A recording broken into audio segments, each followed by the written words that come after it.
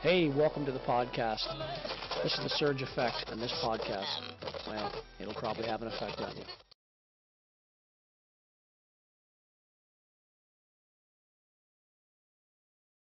Well, hello, and welcome to another episode of the Surge Effect. Today's episode of the Surge Effect, we're going to be talking about Davos. Of course, Mark Carney's impact and Trump's impact, and a couple other speakers' impacts. So the very first video I'm going to show you here is actually one on Tucker Carlson, because I want to set the tone here about Mark Carney. Something that I've said before he was even elected, and this is things that people in Canada need to know. The Canadian people need to know some of these things if they haven't seen or heard them already. So here's one with Tucker Carlson here right off the bat. We'll play this right off the get-go. Here we go. And Mark Carney has been speaking for him. Carney is a former Goldman Sachs executive who many believe will replace Justin Trudeau if Trudeau ever decides to give up power. In a recent op-ed, Mark Carney vented his rage at the impudent truckers in Ottawa and anyone who sent them money on the internet. Quote, "Anyone sending money to the convoy should be in no doubt," Carney wrote. "You are funding sedition. Foreign funders of an insurrection interfered in our domestic affairs from the start." Got that? It's not a protest. It's sedition. It's an insurrection. Clearly, Mark Carney's been watching a lot of CNN up there in Canada, and that's why he's concluded that truckers should be crushed by force. Quote, "Those who are still helping to extend this occupation must be identified and punished to the full force of the law. People who sent them money should be prosecuted. If they're not prosecuted," Mark Carney fears, quote, "the constant blaring of horns at all hours will bankrupt our businesses." Are you laughing yet? So the very same finance ghouls who cheered lockdowns for 2 solid years are now deeply concerned that small businesses might be hurt by the trucker protests. Hilarious. It'd be interesting, by the way, to poll small business owners in Ottawa to see what they think. How do they feel about the truckers? Somehow you know exactly what those results would be, but no one's doing that poll, of course. Instead, they found an easier way. Justin Trudeau has just ordered police to shut the whole thing down. How do you do that? How do you stop a truck protest? Simple. You seize their fuel. That's exactly what police in Canada are doing. So, of course, that was Tucker Carlson talking a little bit about Carney. Then when Carney was doing a debate, of course, with the other leaders, this is what Carney had to say in regards to China. And don't forget, keep in mind, Carney is an admitted globalist. He's been involved with the WEF and on the board for years before he became prime minister, and he's admitted being a globalist. Said it on video numerous times. I've showed it actually on one of my podcasts a while back before he got elected. So listen to what he says here. Mr. Carney? Well, we're in a security section. I think we didn't have a chance to talk about anything internationally. I think the biggest security threat to Canada is China. China, you say? Yeah. Biggest threat to Canada is China. Interesting. Fascinating. But yet, let's see what he has to say when he actually he went right over to China. Said, or a little wee bit there. As you mentioned, mine is the first visit of a Canadian Prime Minister to China in nearly a decade. The world has changed much since that last visit. And I believe the progress that we have made in the partnership sets us up well for the new world order. Look at Scott Moe. He's the premier of Saskatchewan. Look at his face. His head kind of snapped. Did I hear that right? So on one hand, Carney's talking about China being the existential threat to Canada. Now he's in China talking to them about a new world order. Things in mind and think them through. So here's a little clip. This little clip is done from Canada Proud. They did a great job on this clip talking about Carney and what he's all about in regards to China and what China is to Canada. Listen to this. Mark Carney is heading to Beijing to meet with China's communist dictator, Xi Jinping. It's Carney's first time visiting China since becoming prime minister, but he's met Xi on multiple occasions before, including before becoming prime minister. In fact, like his predecessor Justin Trudeau, Mark Carney has long been a big fan of China. He's praised them as models of climate action. He's bragged about using his position in the Bank of England to advance China's economic interests. He's called for China to shape the global financial system. And one time he even abruptly showed up to meet Xi Jinping when the dictator commanded him to. And now he's heading to China to improve trade and security relations between our two countries. So let's go over our current security relationship with China. CSIS found that China interfered in both the 2019 and 2021 federal elections, as well as the most recent election just last year. They actively bussed in foreign students to vote in local Liberal candidate elections. They funneled money into campaigns and targeted conservative candidates like MP Michael Chong and Joe Tay. One of the Liberals' own candidates even joined in on the Chinese targeting of Joe Tay, calling for him to be handed over to the Chinese embassy for a bounty. In these same ridings, they have secret police stations to monitor, intimidate, and coerce Canadian citizens with Chinese backgrounds and families. And it gets worse when you consider China's violations of our territorial integrity.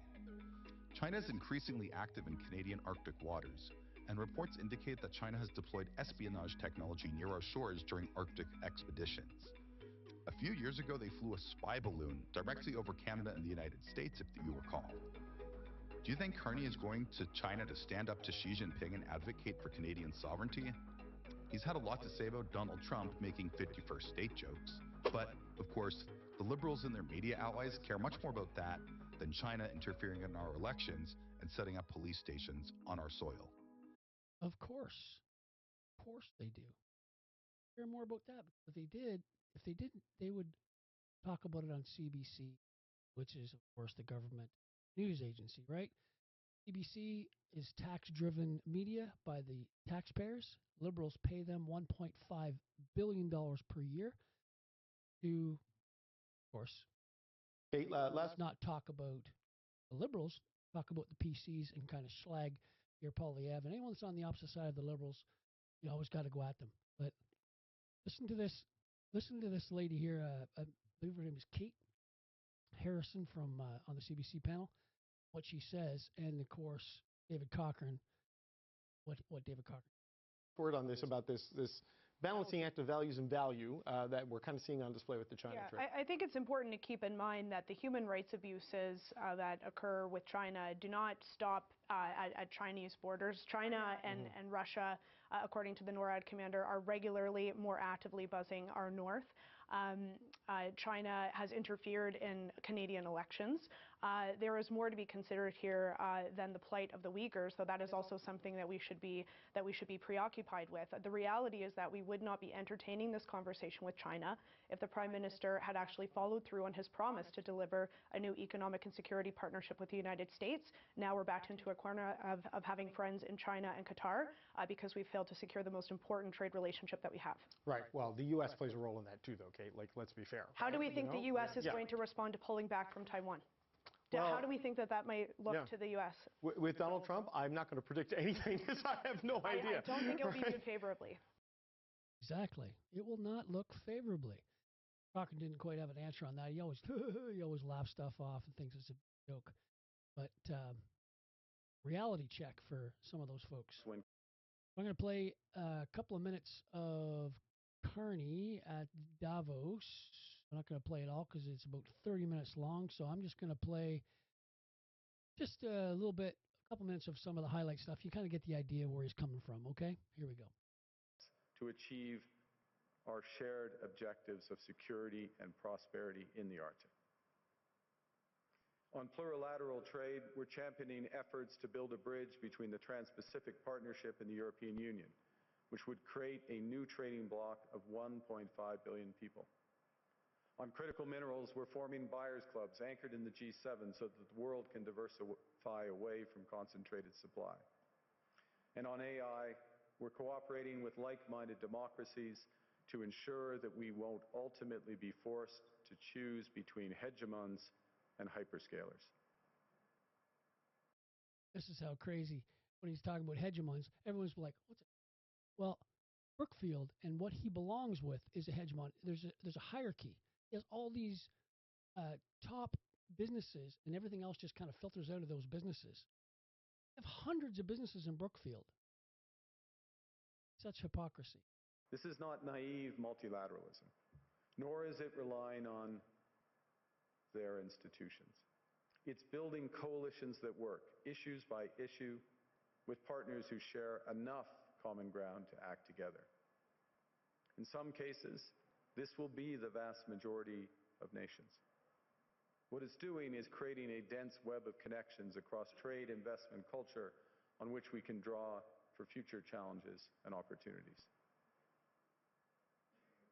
Argue the middle powers must act together because if we're not at the table, we're on the menu. But I'd also say that great powers can afford for now to go it alone. They have the market size, the military capacity, and the leverage to dictate terms. Middle powers do not. But when we only negotiate bilaterally with a hegemon, we negotiate from weakness. We accept what's offered. We compete with each other to be the most accommodating. This is not sovereignty. It's the performance of sovereignty while accepting subordination. Well, the Liberals should have thought about that, canceled all the oil and all our natural gas in Canada to be able to pull it out of the ground and sell it to the world. They put themselves in that position. They turn around, they blame someone else for the situation that they're in. Leaders need to take a bit of responsibility, and he is no different. Ridiculous. In a world of great power rivalry, the countries in between have a choice. Compete with each other for favor, or to combine to create a third path with impact. We shouldn't allow the rise of hard power to blind us to the fact that the power of legitimacy, integrity, and rules will remain strong if we choose to wield them together. Which brings me back to Havel. What does it mean for middle powers to live the truth? Well, first, it means naming reality. Stop invoking rules-based international order as though it still functions as advertised. There's a lot of word salad. You don't even know what he's talking about half the time. And he throws out all this, the ruptures and all these negative terms about what's going on in our economy. And he uses all these other words that most people don't even know what he's saying, right? But they put themselves in this position by not being able to pull out oil or natural gas. Canada should be one of the richest countries in the world. Why are we not? Because of people like me, Trudeau, 10 years, pulled zero oil and zero gas out of the ground. All right, so basically, he was putting the schlag on the United States, calling down the states and saying bad wolf. So here is Mark for the North, and Mark does a great job on a lot of his videos. I play some. Here's about a 4-minute excerpt on what he surmises or putting together what Carney just said in Davos. Pulled out of it. Prime Minister Mark Carney spoke powerful words yesterday.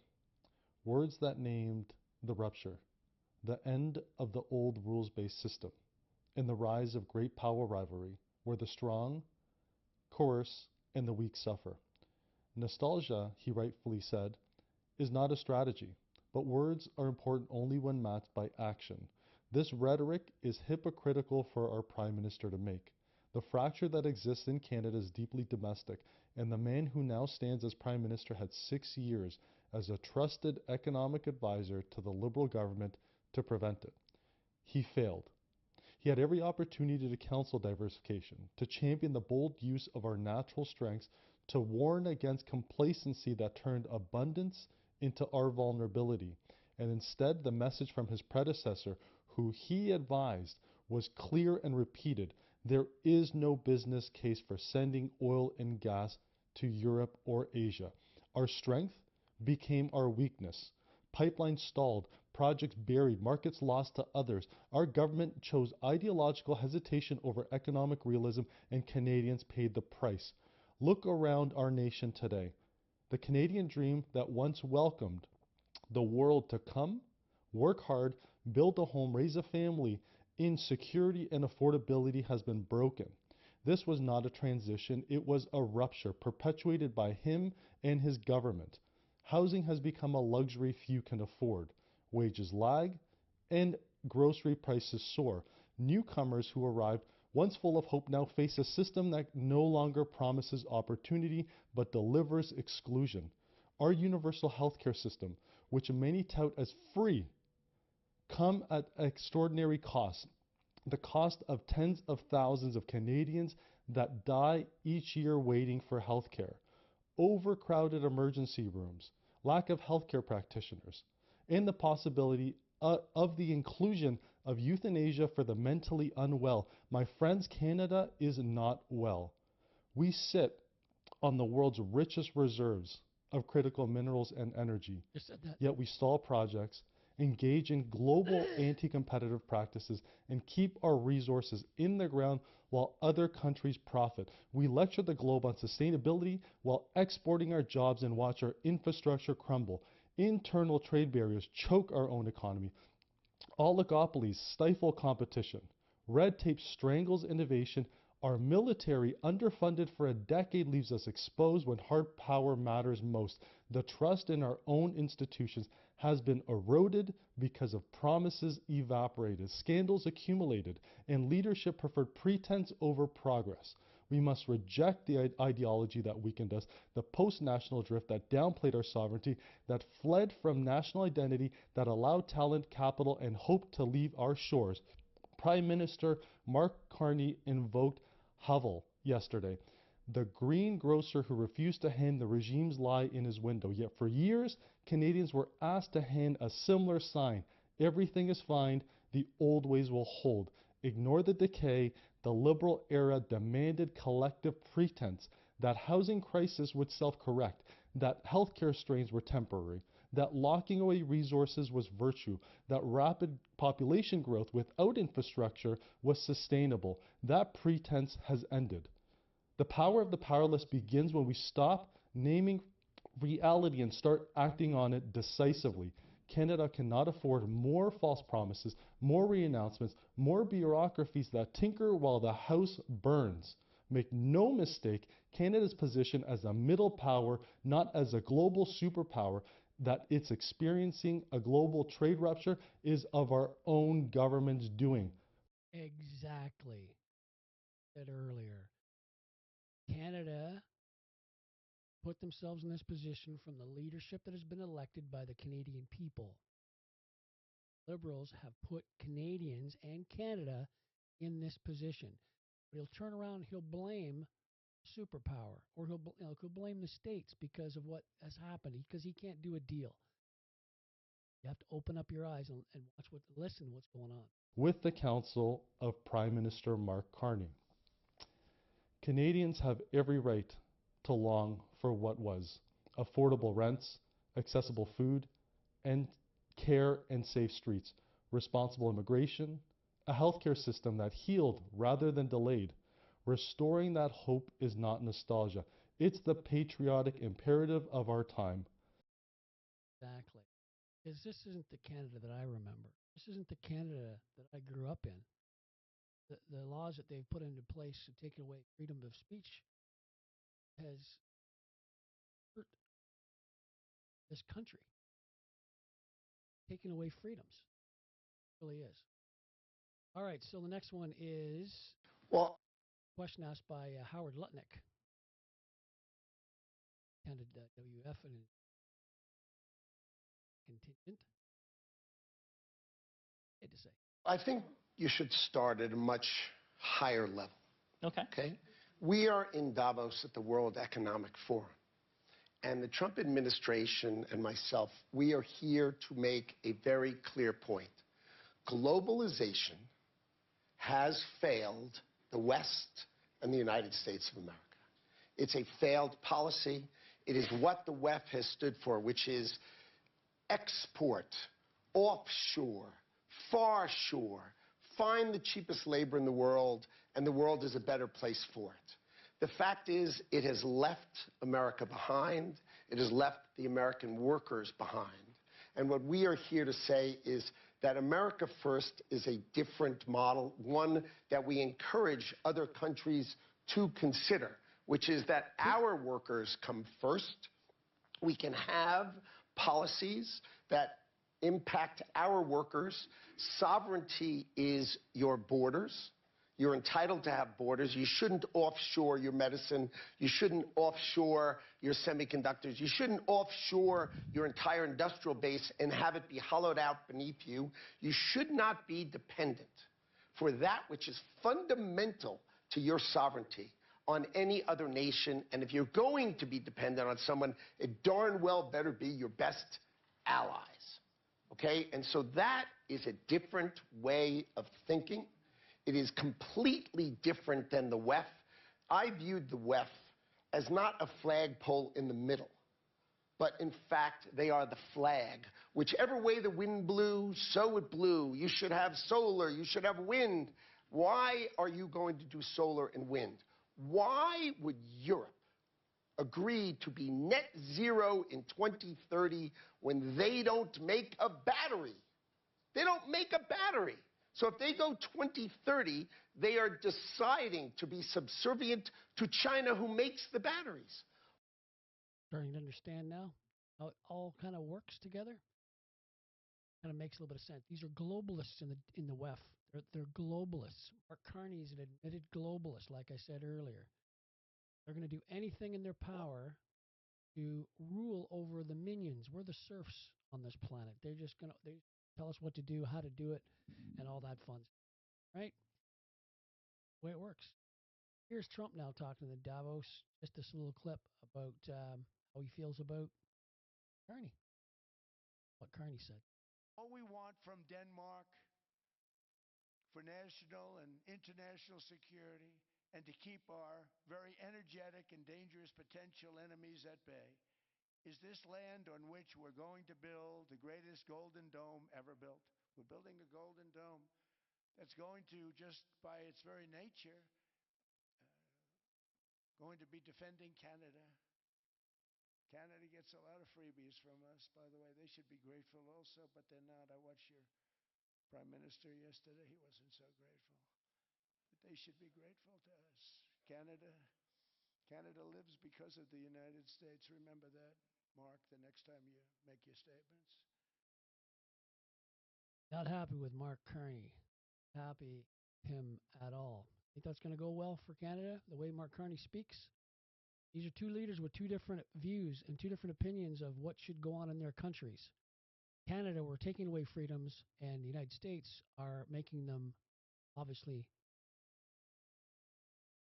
more for their citizens. With X, of course, with Elon Musk buying X. So I'm going to read you a little something from, this was on social media the other day, yesterday actually, and I clipped it off. It was from a guy by the name of Larry Brandt. I think he did a great job. Gives you an idea about what I was just saying about the globalists. Globalists don't like Trump. They don't like him. And people jump on board and say, oh, orange man bad, and Trump's an idiot, and Trump's this, and Trump's that. Globalists don't like him because Trump is not one of them, and he doesn't go along with what they want to do. Here's what Larry Brandt says. This isn't just about Canada's prime minister anymore. Look at Davos. Look at the chorus of global elites, bureaucrats, billionaires, and unelected power brokers lining up to take swings at Donald Trump. When that many important people all agree on one thing, you should immediately ask yourself why. Why are they ganging up on him? Why are all these people ganging up on him? Trump isn't being attacked because he's reckless or crude. He's being attacked because he refuses to kneel. He stands in direct opposition to the so-called New World Order that's been quietly built for decades, one that centralizes power and erodes national sovereignty, weakens borders and reduces citizens to manage subjects. Davos isn't about cooperation, it's about control. Trump is a problem because he disrupts that plan. They know the truth. To dominate the West, they must first break the United States, and the United States is the last major obstacle. The nation will still armed with free speech, constitutional protections, and a deeply ingrained resistance to top-down rule. That's why America is constantly under attack, culturally, economically, and politically. That's why Trump is treated as an existential threat rather than just another politician.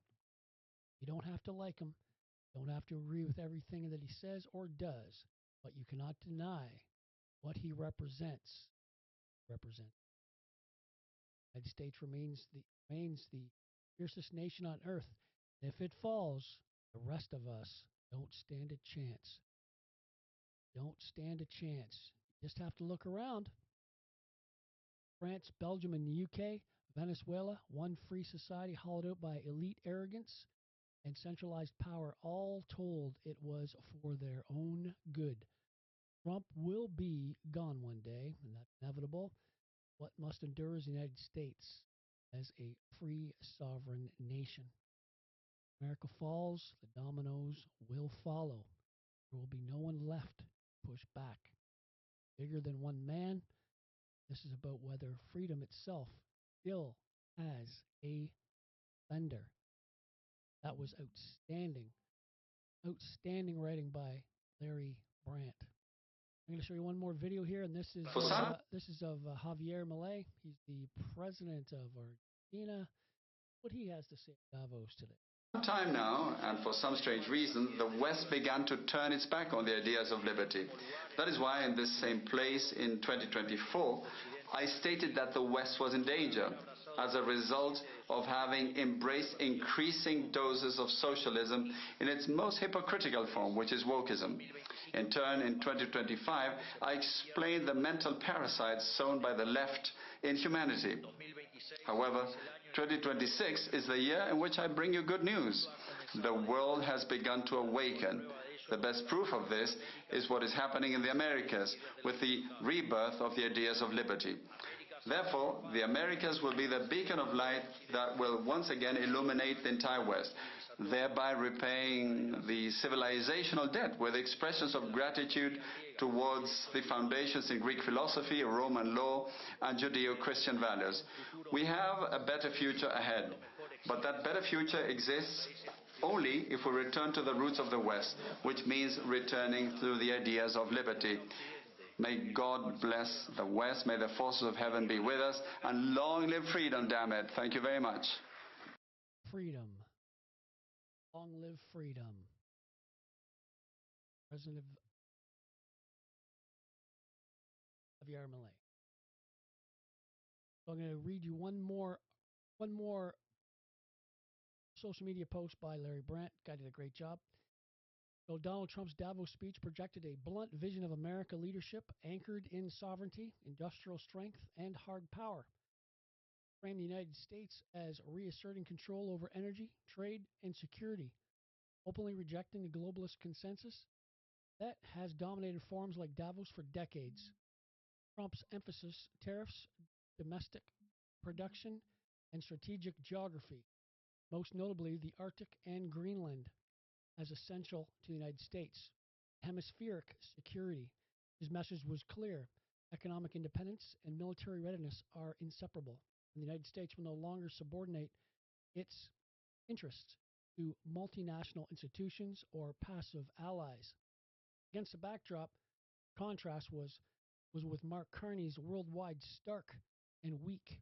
Carney, defined not by personality but by over-reliance on global financial institutions, climate-first economic constraints, and multilateral deference could destabilize the Western Hemisphere by hollowing out Canada's strategic role.